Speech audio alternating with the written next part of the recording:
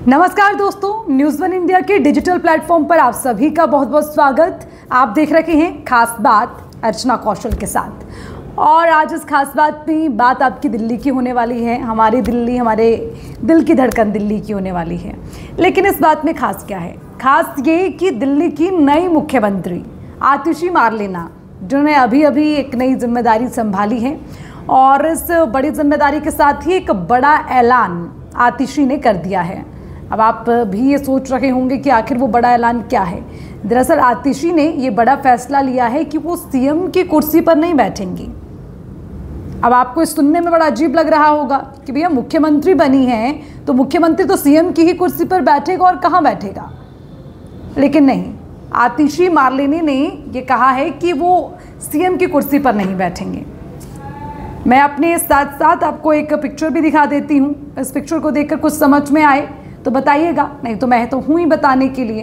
ये देखिए, ये जो मेरे साइड में पिक्चर चल रही है, आतिशी मार्लेना एक तरफ बैठी हैं और उनकी कुर्सी से एक बड़ी सी ऊंची कुर्सी नहीं, उसे सिंहासन ही आप कह लीजिए, सिंहासन आपको नजर आ रहा होगा। ये सिंहासन अरविंद केजरीवाल के लिए खाली छोड़ा गया है।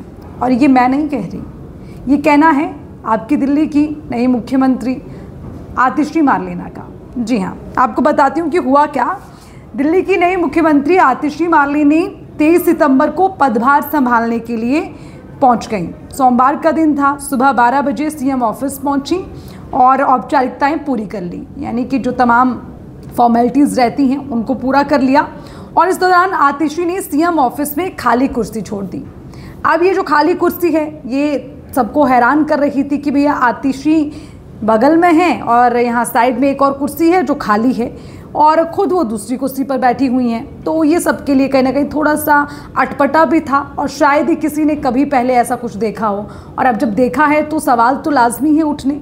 तो ये जो सवाल आपके जहन में, इन तमाम सवालों के जवाब देने के लिए मैं अर्चना कौशल यहाँ पर बैठी हूँ, आपके साथ जुड़ी हूँ। चलिए खैर बताती हूँ, ज़्यादा सस्पेंस क्रिएट करना भी अच्छा नहीं है। दरअसल आतिशी ने ये कहा है सीएम ऑफिस में खाली कुर्सी जो हम देख रहे हैं वो अरविंद केजरीवाल के लिए है, क्योंकि आतिशी ये कह रही हैं कि अरविंद केजरीवाल के लिए कुर्सी है, जब वो आएंगे वही इस पर बैठेंगे। एक बार जो उन्होंने कहा है वो मैं पूरा बयान आपको पढ़कर सुना देती हूँ ताकि आपको भी पिक्चर क्लियर हो जाए। आतिशी कहती हैं कि जैसे राम के वनवास जाने के बाद भरत ने खड़ाऊं रखकर अयोध्या का सिंहासन संभाला, मैं उसी तरह दिल्ली सीएम की कुर्सी संभालूंगी।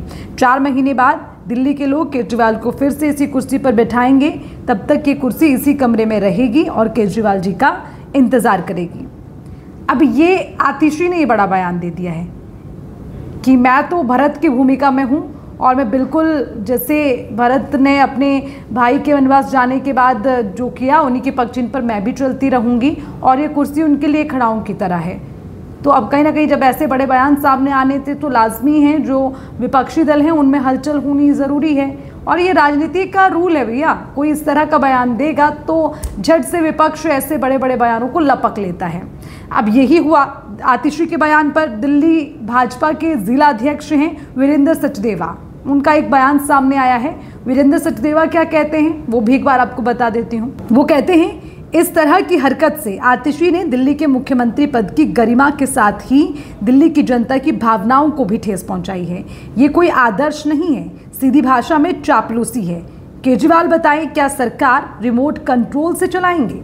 आप देखिए, साफ तौर पर ये सवाल तो उस वक्त से उठ रखे थे जब आतिशी का नाम मुख्यमंत्री के लिए उसका ऐलान किया गया। उसके बाद से ही कहा जा रहा था कि अब एक डमी सीएम को लाया गया है, और अब दिल्ली में जो सरकार है वो रिमोट कंट्रोल से चलने वाली है। चेहरा बेशक आतिशी का होगा, लेकिन उसके पीछे पावर किसी और की होगी।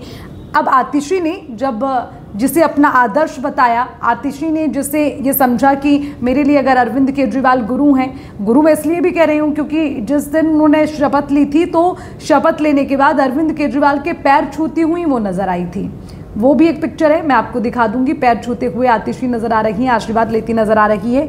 और अब इस कुर्सी को खाली छोड़ना कि मैं तो बस कुछ दिनों के लिए हूँ, टेम्परेरी हूँ, परमानेंट तो इस पर किसी और का ही अधिकार है, यानी कि अरविंद केजरीवाल का ही अधिकार है। तो वो इंतज़ार कर रही हैं कि जब जनता की अदालत में अरविंद केजरीवाल का फैसला हो जाएगा और पूरा मैंडेट जनता उन्हें देगी तो 2025 में दोबारा जो अरविंद केजरीवाल हैं वो जो है इस पर बैठेंगे और तब तक ये कुर्सी 2025 के चुनाव तक खाली रहेगी।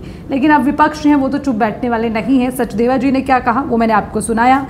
तो आपको ये भी बता दें कि दिल्ली शराब नीति मामले में 13 सितंबर को जमानत पर अरविंद केजरीवाल बाहर आए थे। बाहर आने के 2 दिन बाद जो है एक बैठक हुई जिसमें काफ़ी फैसले लिए गए। फिर उन्होंने 17 सितंबर को उन्होंने ये कहा कि मैं अपने पद से इस्तीफा दे दूंगा और मैं खुद को जनता की अदालत में खड़ा कर दूंगा, जनता ही तय करे कि मैं ईमानदार हूँ या बेईमान हूँ।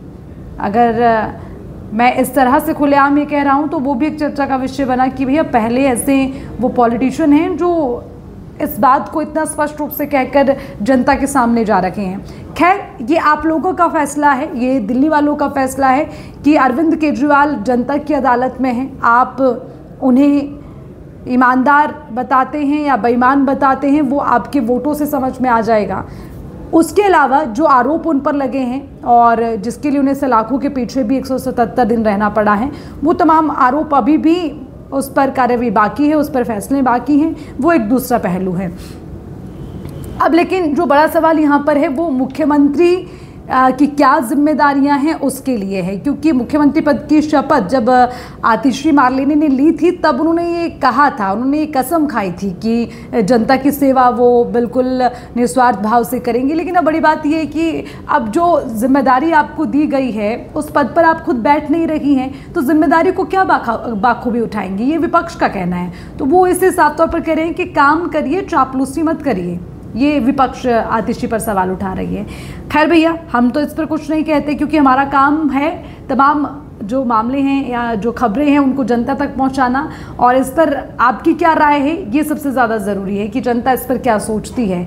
उसके लिए मेरे इस वीडियो के नीचे एक कमेंट सेक्शन है, वो हमेशा आप लोगों के लिए खुला है, आप उस पर कमेंट करिए। आपको क्या लगता है कि आतिशी मारलेने ने जो ये फैसला लिया है कि अब जब तक चुनाव नहीं होते हैं, अरविंद केजरीवाल को जब तक जनता नहीं जीत दिलाकर यहाँ तक लाती है तब तक ये पद खाली रहेगा, क्या जो विपक्ष कह रहा है कि ये मतलब चापलूसी है एक तरह से और ये जो पद उनको दिया गया है उसकी कहीं ना कहीं तौहीन है।